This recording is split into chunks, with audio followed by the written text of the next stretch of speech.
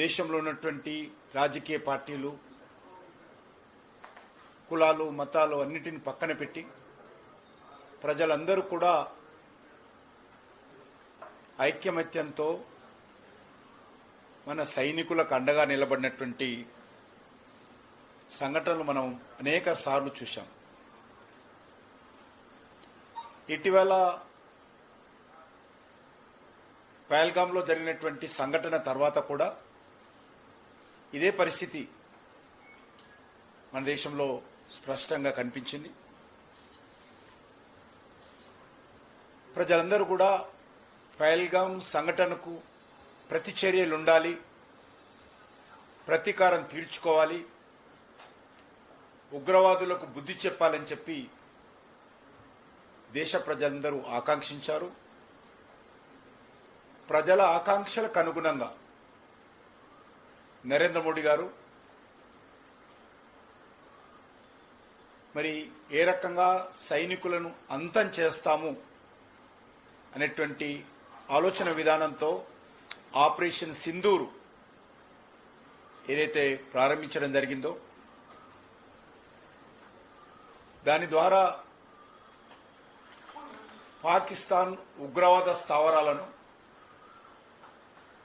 పాకిస్తాన్ కీలకమైనటువంటి సైనిక కేంద్రాలను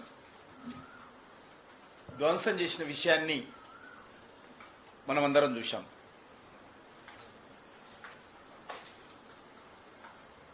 ఆపరేషన్ సింధూరు ఎవరికి తెలియకుండా జరిగినటువంటి సంఘటనలు కావు. ప్రతి క్షణము మీడియాలో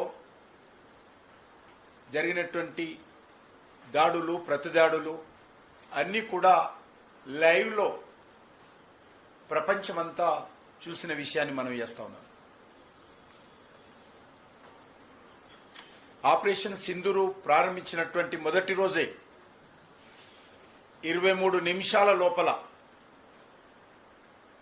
పాకిస్తాన్లో ఉన్నటువంటి 9 ఉగ్రవాద స్థావరాలు కావచ్చు, ఉగ్రవాదుల కేంద్రాలు కావచ్చు, ఏ రకంగా భారత సైన్యం ధ్వంసం చేసిందో, అనేక మంది ప్రముఖ ఉగ్రవాదులను హంతం చేసిందో మన సైన్యం మనకు కళ్ళకు కట్టినట్టు అన్ని విషయాలు చిత్రాల ద్వారా, వీడియోల ద్వారా యావత్ ప్రపంచానికి చూపించిన విషయాన్ని ఈ సందర్భంగా మనం చేస్తున్నాం.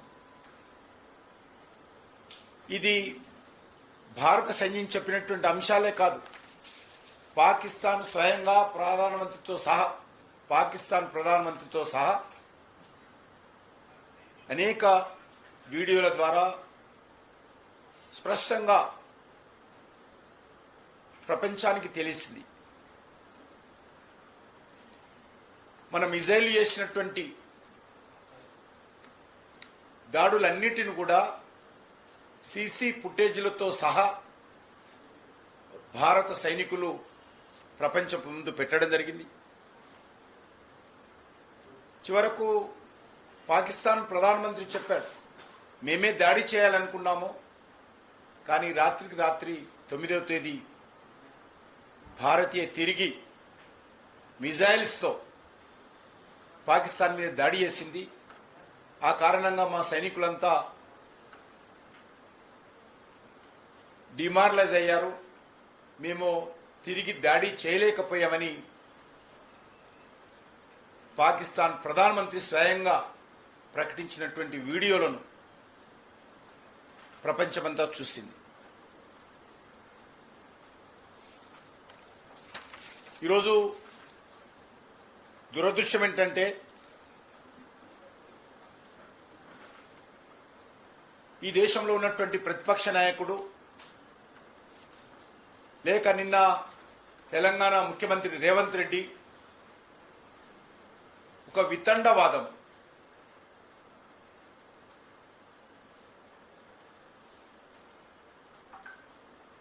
లేవదీస్తున్న విషయాన్ని సందర్భంగా మనం చేస్తున్నాం.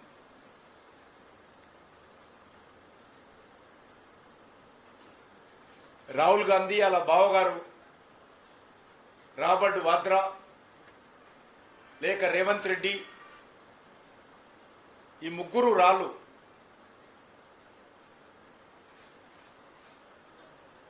దేశ సైనికులను అవమానం చేసే విధంగా వాళ్ళు చేసినటువంటి పోరాటాలను తక్కువ చేసే విధంగా మాట్లాడుతున్నటువంటి విషయాన్ని ఈ సందర్భంగా మనవిస్తున్నాం. రాహుల్ గాంధీ అడగాల్సింది ఎన్ని రఫేల్ విమానాలు కూలిపోయినాయో కాదు, ఎంతమంది ఉగ్రవాదులు చనిపోయారో అడుగుంటే దేశ ప్రజలందరూ సంతోషపడేవారు. ఏ రకంగా మన సైనికులు పాకిస్తాన్ మీద విరుచుకపడ్డారో వైమానిక దాడుల ద్వారా కావచ్చు, మనకున్నటువంటి ఆధునికమైనటువంటి టెక్నాలజీ ద్వారా కావచ్చు, మన మిజైల్స్ ద్వారా కావచ్చు అడిగినుంటే సైనికులు కూడా సంతోషపడేవారు. మనం పాకిస్తాన్ ఎయిర్ బేస్లను మన సైనికులు భారతదేశంలోనే కూర్చొని ఏ రకంగా మిజైల్స్ ద్వారా అతలాకుతలం చేశారో రాహుల్ గాంధీ, రేవంత్ రెడ్డి, రాబర్ట్ వాద్రా అడిగినుంటే చాలా సంతోషపడేటువంటి వాళ్ళు. కానీ ఇవేమీ అడగకుండా అది రేవంత్ రెడ్డి కానీ రాహుల్ గాంధీ కానీ ఎవరైనా సరే ఎన్ని రఫేల్ విమానాలు కూలిపోయాయో లెక్క చెప్పండి అంటారు. దేశ రక్షణకు సంబంధించినటువంటి ఇలాంటి సున్నితమైనటువంటి అంశాలలో బాధ్యతారహితంగా ఇర్రెస్పాన్సిబుల్గా 55 సంవత్సరాల వయసు వచ్చినా ఇంకా మెచ్యూరిటీ రాకపోవడము రాహుల్ గాంధీకి ఒక ప్రతిపక్ష నాయకుడిగా ఉండడము దేశ ప్రజల దురదృష్టకరమని సందర్భంగా మనం చేస్తున్నాం. బడే మియా మాటలకు ఒత్తాసుగా చోటా మియా రేవంత్ రెడ్డి మాట్లాడము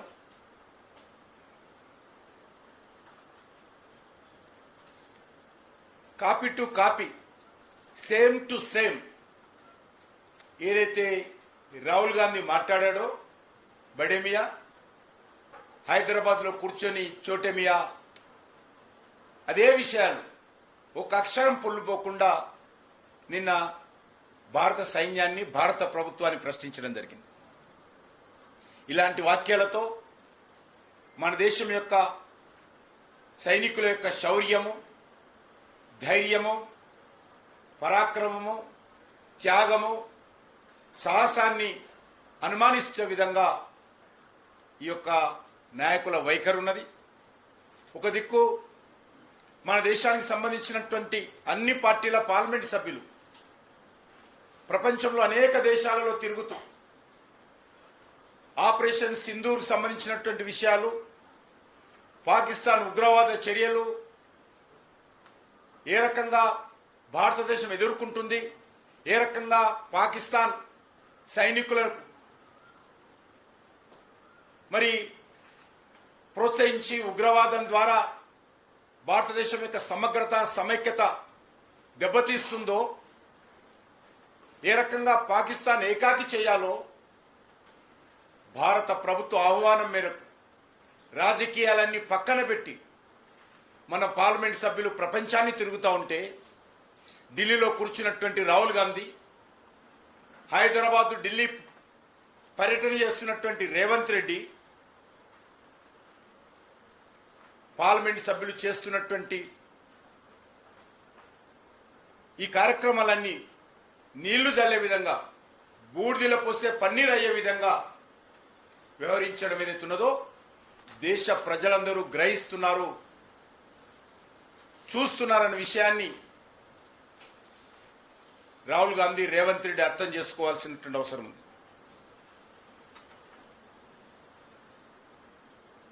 రేవంత్ రెడ్డి మొన్న ఢిల్లీకి వచ్చి 3 రోజులు రాహుల్ గాంధీ దర్శనం కోసం ఆపసోపాలు పడి అవమానానికి గురై ఢిల్లీ తిరిగి వెళ్ళిపోయి రాహుల్ గాంధీ చేసినటువంటి అవే మాటలను ఆయన వెళ్ళవేస్తూ నిన్న తెలంగాణ గడ్డ నుంచి భారత సైనికులను అవమానించే విధంగా మాట్లాడము, తక్కువ చేసి చూపించడము దుర్మార్గమని సందర్భంగా మనం చేస్తున్నాం. కనీసం మన పార్లమెంట్ సభ్యులు ప్రపంచంలోని అనేక దేశాలు తిరుగుతున్నారు, రాజకీయాలకు అతీతంగా తిరుగుతున్నారు, దేశం తరఫున తిరుగుతున్నారు అనేటువంటి భావన కూడా లేకుండా రాహుల్ గాంధీ కాంగ్రెస్ పార్టీ రకంగా వ్యవహరించడము దురదృష్టకరమని సందర్భంగా మనం చేస్తున్నాం. దేశ భద్రతకు భంగం కలిగించే విధంగా, దేశ సైన్యం యొక్క ఆత్మస్థైర్యాన్ని దెబ్బతీసే విధంగా ఈ నాయకులు మాట్లాడము దేశ ప్రజలందరూ ముక్త కంఠంతో ఖండించాల్సిందిగా కోరుతా ఉన్నాం. నిన్న రేవంత్ రెడ్డి గారు మాట్లాడుతున్నప్పుడు మన పాకిస్తాన్ అనే పదం వచ్చింది. పాపం వాళ్ళ మనస్సులో ఏముందో అనుకోకుండా మాటలు కూడా ఆ రకంగానే దొల్లుతా ఉన్నాయి.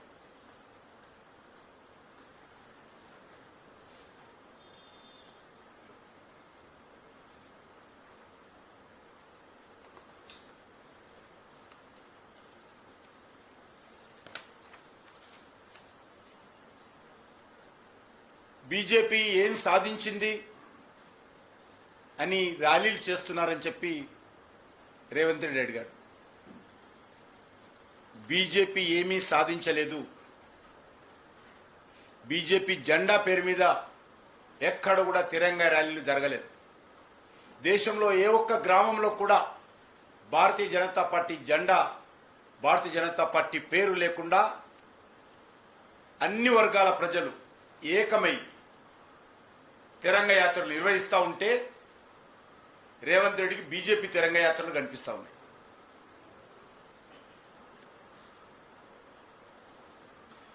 భారత సైన్యం యొక్క సామర్థ్యాన్ని దేశ ప్రజలందరూ పండుగ చేసుకుంటుంటే వాళ్ళకు బీజేపీ కార్యక్రమంగా కనిపిస్తుంది. ఆయన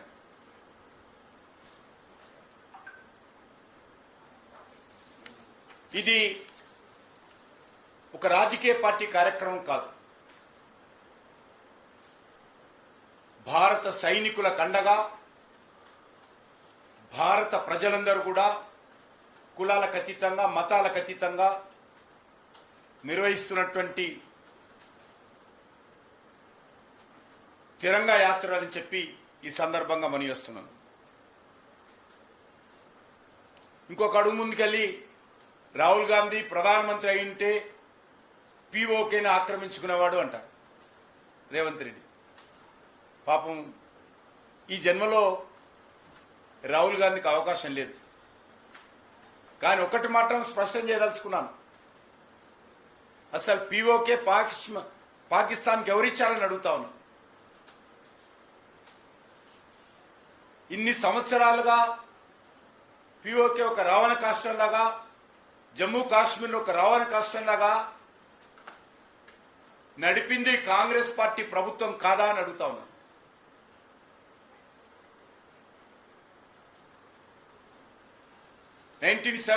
లో భారత సైన్యం లాహోర్ వరకు చొచ్చుకపోతే ఎన్నికకు పిలిపించింది ఎవరో రాహుల్ గాంధీకి, రేవంత్ రెడ్డికి అర్థం కాకపోతే, కనీసం చరిత్ర తెలుసుకోలేకపోతే భారత సైన్యం చేసేదేమీ లేదు. 93,000 మంది సైనికులను బేషరతుగా భారత్కు లొంగిపోయినటువంటి పాక్ సైనికులను వదిలివేసిన విషయము రాహుల్ గాంధీకి, రేవంత్ రెడ్డి తెలియకపోతే సైనికులు ఏం చేసేది లేదు. ఒకటే అడుగుతా ఉన్నాను, నరేంద్ర మోడీ గారు వచ్చిన తర్వాత మొదటిసారి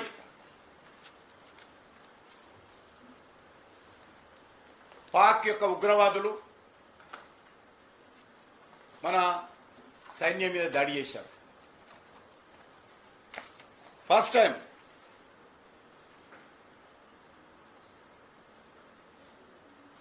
టూ 2016లో పఠాన్కోట్ దగ్గర కాంగ్రెస్ లాగా,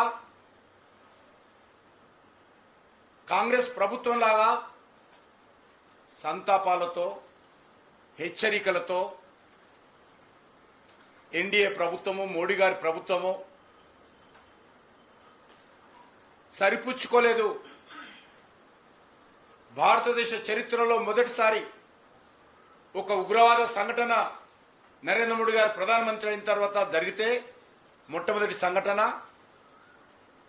సర్జికల్ స్ట్రైక్ పేరుతో ఏ రకంగా పాకిస్తాన్ భూభాగంలోకి భారత సైనికులను పంపించి ఏ రకంగా మన భారత సైనికుల యొక్క పరాక్రమాన్ని ప్రపంచానికి తెలిసేటట్టు జరిగిందో అది మొదటిసారని సందర్భంగా మనిస్తున్నాను.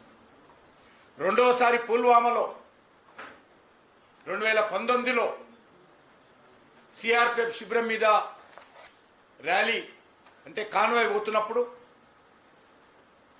పాకిస్తాన్ ఉగ్రవాదులు దాడి చేసి సుమారు 40 మందికి పైగా బలిదానమైతే, రెండవసారి ఎయిర్ స్ట్రైక్ పేరు మీద పాకిస్తాన్ భూభాగంలోకి భారత యుద్ధ విమానాలు పోయి ఉగ్రవాద శిబిరాలను ఏ రకంగా ధ్వంసం చేయించిందో యావత్ ప్రపంచమంతా చూసింది.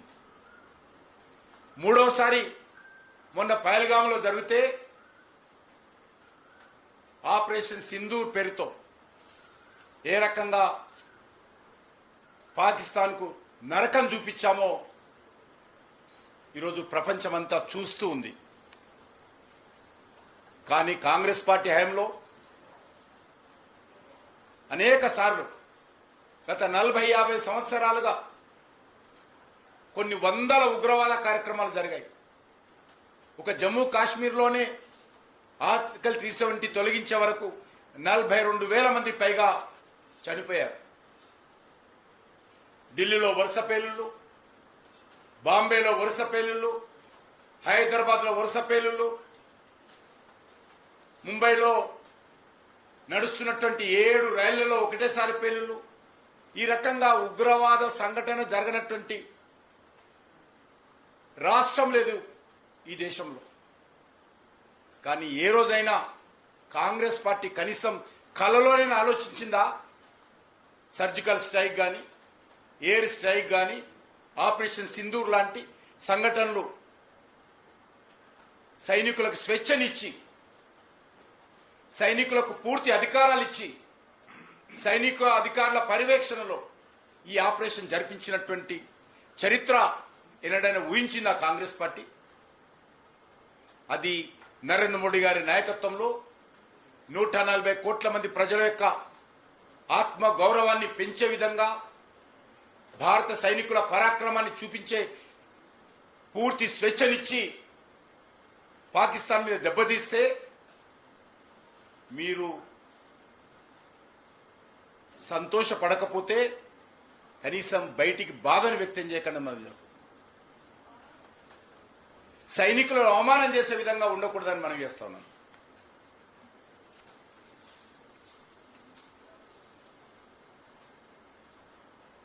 రాహుల్ గాంధీకి ఇంత దుర్బుద్ధి ఏ రకంగా వచ్చిందో నాకు అర్థం కావడం లేదు.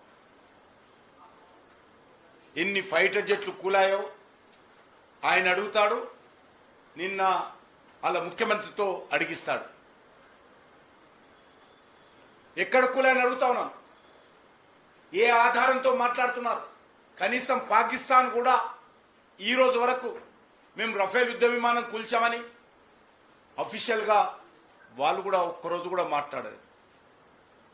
నేను ఈ సందర్భంగా భారతదేశానికి సంబంధించినటువంటి మీడియా నేను అభినందిస్తా ఉన్నాను.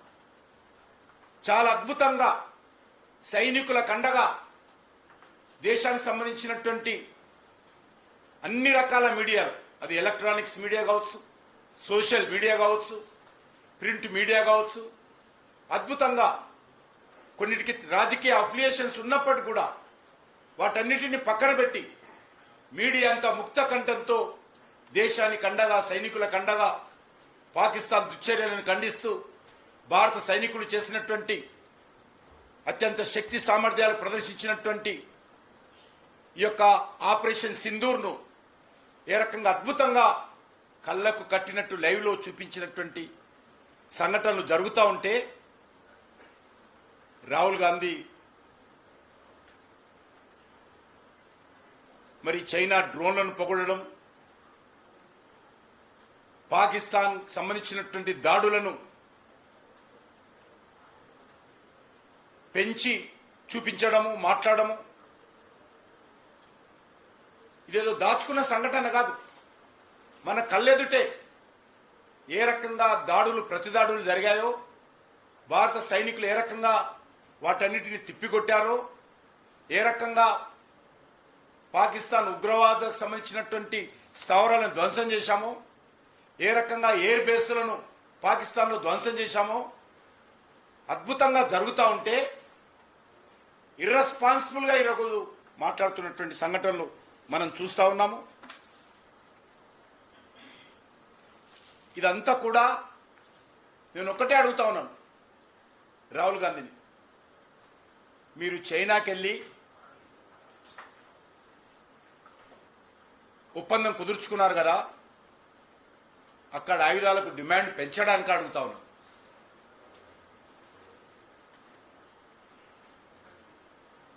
జయశంకర్ గారు నాకేం చెప్పడం లేదు, ఎన్ని విమానాలు కూలే అంటాడు ఆయన. యుద్ధానికి సంబంధించినటువంటి వివరాలు ఎన్ని విమానాలు కోరాయో కనీసం డిఫెన్స్ మినిస్టర్ చెప్తాడు, విదేశాంగ మంత్రి చెప్పడు. అందుకే ఈరోజు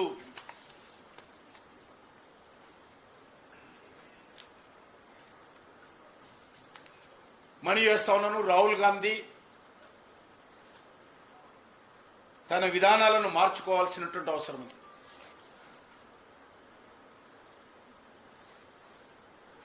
ఇప్పటికే వరుసగా 3 సార్లు ఓడిపోయారు. మీరు దేశ ప్రజలు కర్రు కాచి వాత పెట్టారు. వరుసగా అనేక రాష్ట్రాలలో అడ్రస్ లేకుండా పోయారు.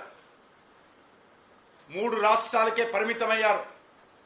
ముచ్చటగా 3 రాష్ట్రాలు కూడా వచ్చే ఎలక్షన్స్ లో దేశ ప్రజలు మరి కర్రు కాచి వాత పెడతారు.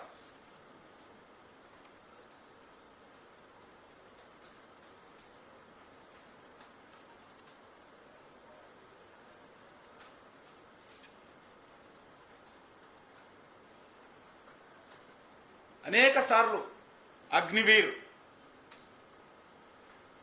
ఆ యొక్క అగ్నివీర్ పాలసీని యూజ్ అండ్ త్రో అనేటువంటి విధంగా అవమానించే విధంగా మాట్లాడారు.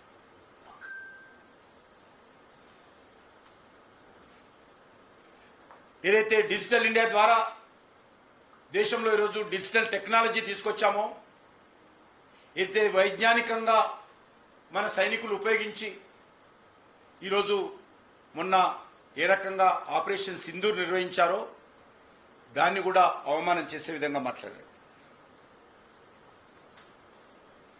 ఇవన్నీ కూడా రాహుల్ గాంధీ అనుమానిస్తూనే ఉండాలి.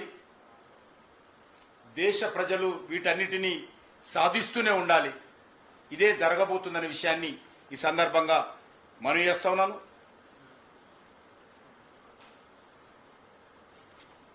ఈరోజు ఒక యుద్ధం కాదు, ఈరోజు ఒక రకమైనటువంటి ఆపరేషన్ కాదు. భారత ప్రభుత్వము అన్ని రకాల ఆపరేషన్లు ఉగ్రవాదానికి వ్యతిరేకంగా, ఉగ్రవాదాన్ని ప్రోత్సహిస్తున్నటువంటి పాకిస్తాన్ వ్యతిరేకంగా ఇటీవల చేపట్టిన విషయాన్ని రాహుల్ గాంధీ అర్థం చేసుకుంటే బాగుంటుంది. ఆపరేషన్ సింధూర్లో ఉగ్రవాద స్థావరాలను, పాకిస్తాన్ ఎయిర్ బేస్లను ధ్వంసం చేయడమే కాకుండా ఇండస్ వాటర్ ట్రీటీని రద్దు చేయడం, పాకిస్తాన్తో అన్ని రకాల వాణిజ్యాలు ఒప్పందాలను రద్దు చేయడం, మొత్తం పాకిస్తానీలు ఎవరున్నా కూడా వారి వీసాలన్నిటిని కూడా భారతదేశం రద్దు చేయడము, పాకిస్తాన్తో ఉన్నటువంటి అన్ని కల్చరల్ ఎంఓయూలను రద్దు చేసుకోవడము, ఇవన్నీ కూడా ఆపరేషన్ సింధూర్తో పాటు పాకిస్తాన్ను ఆర్థికంగా, రాజకీయంగా దెబ్బతీసే విధంగా భారత ప్రభుత్వము ఒక నిర్దేశించుకున్నటువంటి లక్ష్యాలతో ప్రకారం ముందుకెళ్తా ఉంది. నరేంద్ర మోడీ గారు ఏం చేసినా కూడా త్రివిధ దళాధిపతులు లేక చీఫ్ ఆఫ్ ఆర్మీ, ఇంటెలిజెన్స్ అధికారులతో కూర్చొని చర్చించి వాళ్లకు పూర్తి స్వేచ్ఛనిచ్చి వాళ్ళు సాధించినటువంటి విజయాలను, మరి ప్రతిపక్ష నాయకుడుగా ఉన్నటువంటి వ్యక్తి భారత స్వాతంత్ర చరిత్రలో ఇంత దిగజారిన ప్రతిపక్ష నాయకుడు ఎవరిని కూడా గతంలో మనం చూడలేదు. ప్రపంచమంతా కూడా ఈరోజు భారతదేశాన్ని ప్రశంసిస్తున్నా, మరి కొంతమంది రేవంత్ రెడ్డి, రాహుల్ గాంధీ లాంటి నాయకులకు నచ్చకపోవడము దురదృష్టకరమైన సందర్భంగా మనం చేస్తున్నాం. ఇప్పటి వరకు కూడా రాహుల్ గాంధీని ఒక్కటే కోరుతా ఉన్నాం, అనేక రాష్ట్రాలలో ఓడిపోయారు, 3 సార్లు పార్లమెంట్ ఎన్నికల్లో ఓడిపోయారు. ఇంకా మీకు ప్రజల నాడి అర్థం కాకపోవడము అది మీ చేసుకున్న దురదృష్టకరం అని చెప్పి ఈ సందర్భంగా వయసు సెలవు తీసుకుంటున్నాను.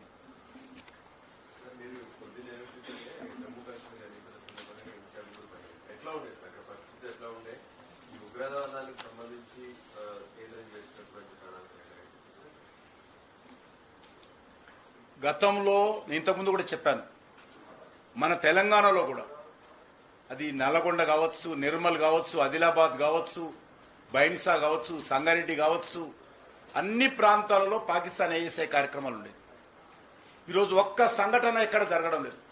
మొత్తం పాకిస్తాన్ ఐఎస్ఐ సంబంధించినటువంటి నెట్వర్క్ను పూర్తిగా ఈరోజు డిస్ట్రాయ్ చేసింది కేంద్ర ప్రభుత్వం. ఆ రోజు 100ల కోట్ల రూపాయలు పాకిస్తాన్ ఐఎస్ఐ కార్యక్రమాల కోసం పాకిస్తాన్ ఖర్చు పెట్టే పరిస్థితి ఉండేది.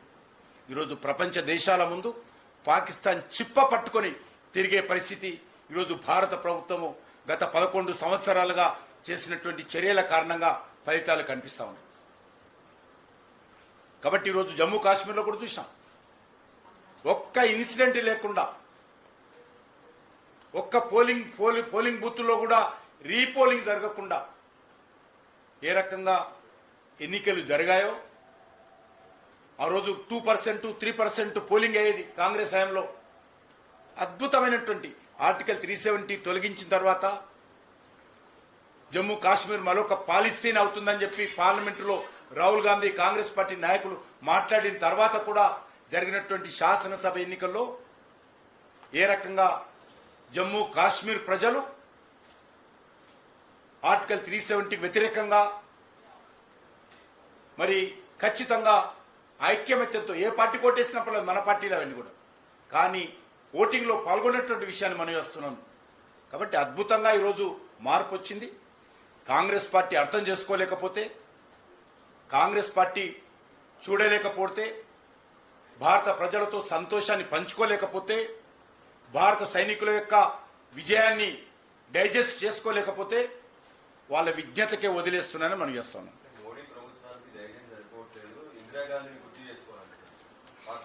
ఇందిరాగాంధీ హయాంలోనే చెప్తున్నాను, పిఓకే లాంటి వాళ్ళ జవహర్లాల్ నెహ్రూ గారు ఉన్నప్పుడు కానీ అన్ని సంఘటనలు జరిగాయి.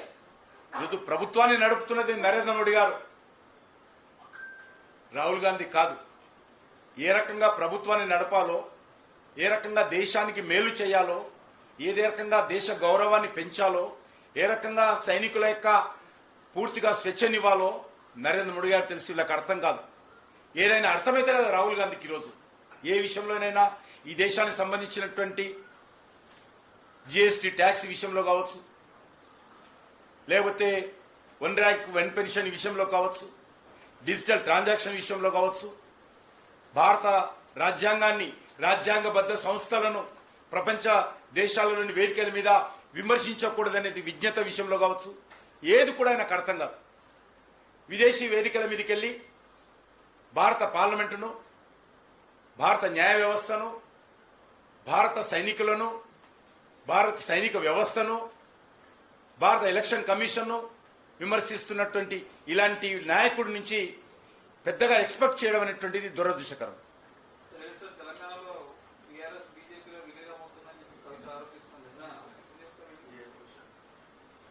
అలాంటి పనికిరానటువంటి విషయాల మీద నేను కామెంట్ చేయదలుచుకోలేదు. వాళ్ళకు ఉన్నదేంది, వాళ్ళ క్రెడిట్ ఏంది, వాళ్ళ ఆరోపణ చేసేది ఏంది, వారికి ఉన్నటువంటి ఈరోజు క్రెడిట్ ఏంది, ఎందుకు అయింది జైలుకు, వాళ్ళకు ఉన్నటువంటి బ్యాక్గ్రౌండ్ ఏంది. ఇప్పుడు ఆమె చేసే ఆరోపణలు మేము వినాలని జవాబు చెప్పాలా?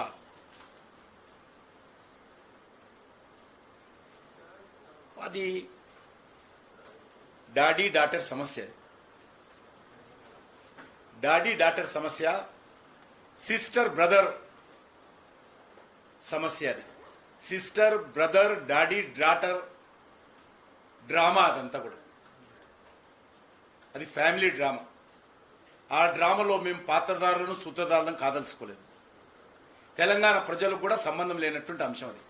అది ఇంటర్నల్ పార్టీ విషయం కావచ్చు, లేకపోతే ఇంటర్నల్ ఫ్యామిలీ విషయం కావచ్చు. ఆ విషయాన్ని తెలంగాణ ప్రజలకు సంబంధించిన విషయంగాను, రాజకీయ పార్టీలకు సంబంధించిన విషయంగాను, బీజేపీకి వ్యతిరేక విషయంగాను మేము దాని గురించి స్పందించదలుచుకోలేదు. తెలంగాణ ప్రజలు కూడా స్పందించేటువంటి పరిస్థితి లేదు. కానీ కవిత జైల్లో ఉన్నప్పుడే బీజేపీతో టై అవ్వడానికి చర్చలు జరిగాయి. నేను జైల్లో ఉండి వద్దానని చెప్పి కవిత చెప్తుంది సార్. అలా చెప్పాను. అలా డాడీని చెప్పాను. ఉత్తర నర్సింగ్ గారు డాడీకి డాడీ ఎవరితో మాట్లాడో చెప్పాను. డాడీని అడుగుమాను. డాక్టర్ కదా, డాడీ దగ్గరికి వెళ్ళి డాడీ నువ్వు ఎవరితో మాట్లాడావు, ఏ రకంగా బీజేపీలో మెర్జి కావాలని చూశావు చెప్పమని అలా డాడీని.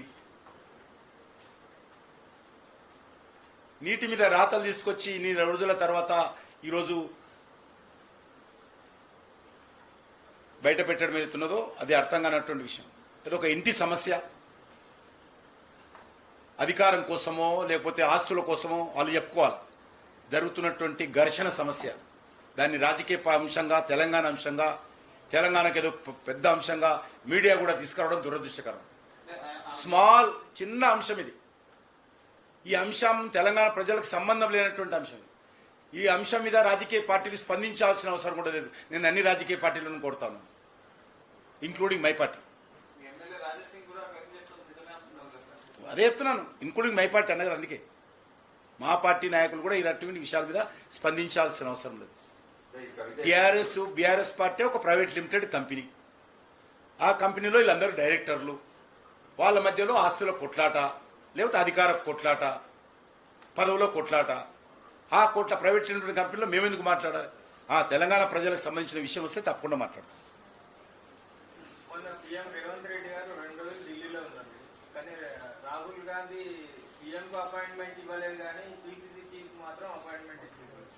దీన్ని మీరు ఎట్లా చూస్తారు? ఇది గతంలో కూడా రాజీవ్ గాంధీ అంజయ్య ముఖ్యమంత్రిగా ఉన్నప్పుడు ఇదే విధంగా తెలంగాణ ప్రజలను అవమానించారు. రేవంత్ రెడ్డితో మాకు విభేదాలు ఉండొచ్చు, కాంగ్రెస్ పార్టీతో విభేదాలు ఉండొచ్చు. ఇప్పుడు ప్రస్తుతం మాత్రం తెలంగాణ ముఖ్యమంత్రి. తెలంగాణ ప్రజలను గౌరవించాల్సినటువంటి బాధ్యత రాహుల్ గాంధీ మీద ఉన్నది.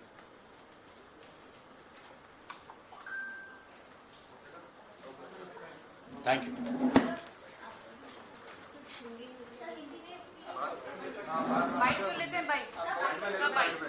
बैठ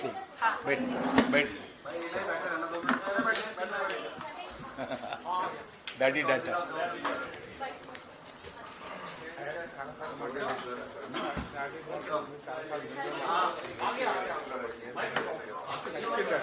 ఆ